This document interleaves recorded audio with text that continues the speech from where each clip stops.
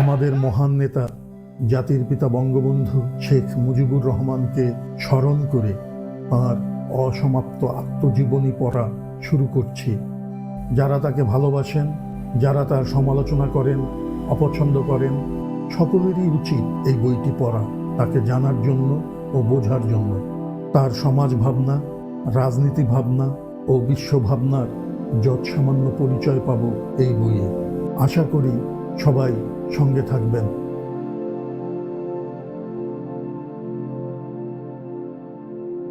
দিল্লি থেকে তুন্দলা হয়ে ট্রেন হাওড়া যায়।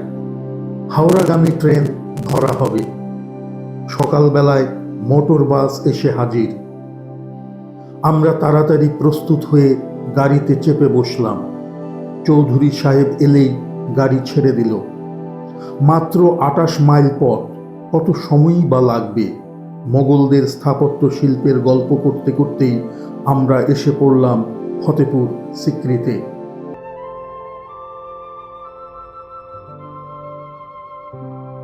আকবর বাদশাহ নিজেই ফতেপুর সিক্রি নির্মাণ করেছিলেন। এখানে সম্রাট আকবর তার রাজধানী করেছিলেন। আগ্রার দুর্গের সাথে এর বিশেষ পার্থক্য ছিল না। তবে ফতেপুর সিক্রি অনেক বড়। এই ফতেপুর সিক্রির সামনেই যে বিরাট ময়দান দেখা যায়, এর নামই খানওয়া। এখানেই সম্রাট বাবর সংগ্রাম সিংকে পরাজিত করে ভারতবর্ষে মোগল সাম্রাজ্যের ভিত্তি গড়ে তুলেছিলেন। কেন যে আকবর বাদশাহ এখানে দুর্গ তৈরি করেন তা বলা কষ্টকর। এ বিষয়ে বিভিন্ন ঐতিহাসিকের বিভিন্ন মত। আমরা আগ্রা গেট পার হয়ে ভিতরে এলাম। সামনে বুলন্দ দরজা। এটাই হলো দুর্গের প্রধান গেট। 134 ফুট উঁচু বুলন্দ দরজা পার হয়েই আমরা প্রথম দেখতে পেলাম সেলিম চিশতির দরগা। তার মাজার জিয়ারত করে আমরা দুর্গের ভিতর প্রবেশ করব। দরগা জিয়ারত করলাম। সেলিম চিশতি ছিলেন বাদশাহ আকবরের পীর। আজমিরের খাজা বাবার দরগায় দেখলাম গান বাজনা চলছে সমানে।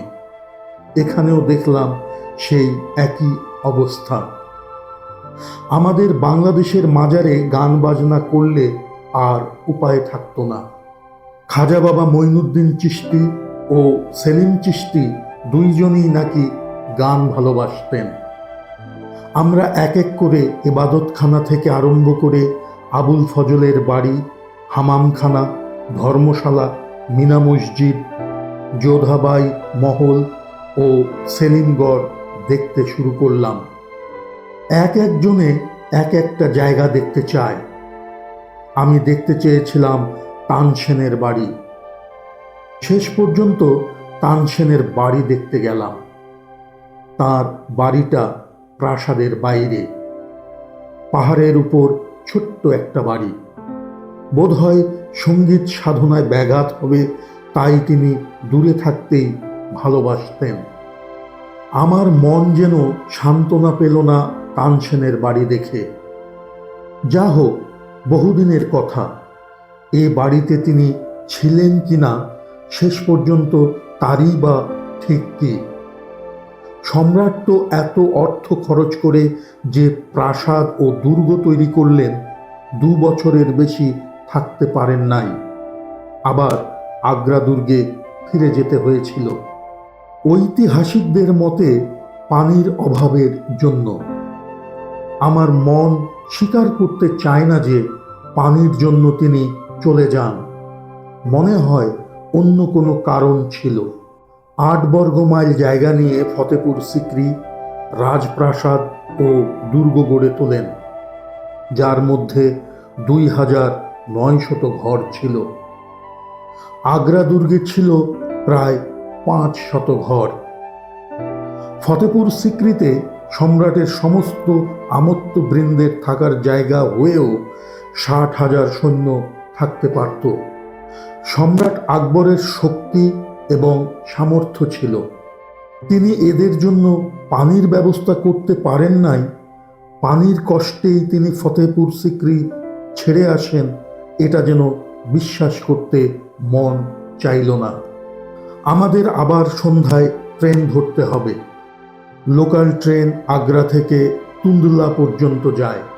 ফতেপুর সিক্রির পাশেই একটা ডাকবাংলো আছে।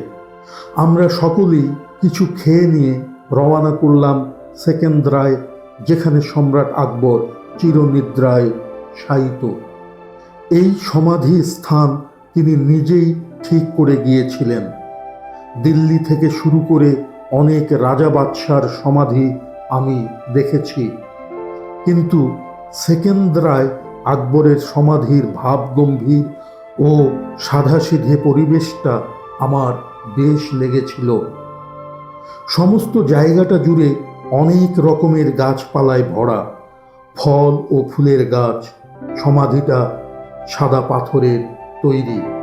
আমাদের সময় হয়ে এসেছে, ফিরতে হবে। চৌধুরী সাহেব তাড়া দিলেন। আমরাও গাড়িতে উঠে বসলাম। আগ্রায় ফিরে এসেই মালপত্র নিয়ে রওনা করলাম তুন্দলা স্টেশনে। এসে দেখি বাংলাদেশের অনেক সহকর্মী এখানে আছেন। অনেক ভিড়। মালপত্র চৌধুরী সাহেবের প্রথম শ্রেণীর গাড়িতে ফেলে আমরা তাড়াতাড়ি উঠে পড়তে চেষ্টা করলাম। যখন সকলেই উঠে গেছে ট্রেনে, আমি আর উঠতে না পেরে এক ফার্স্ট ক্লাসের দরজার হাতল ধরে দাঁড়ালাম। আমার সাথে আরেক বন্ধু ছিল। পরের স্টেশনে যে কোনো বগিতে উঠে পড়ব। অনেক ধাক্কাধাক্কি করলাম, প্রথম শ্রেণীর ভদ্রলোক দরজা খুললেন না। ট্রেন ভীষণ জোরে চলছে। আমাদের ভয় হতে লাগলো।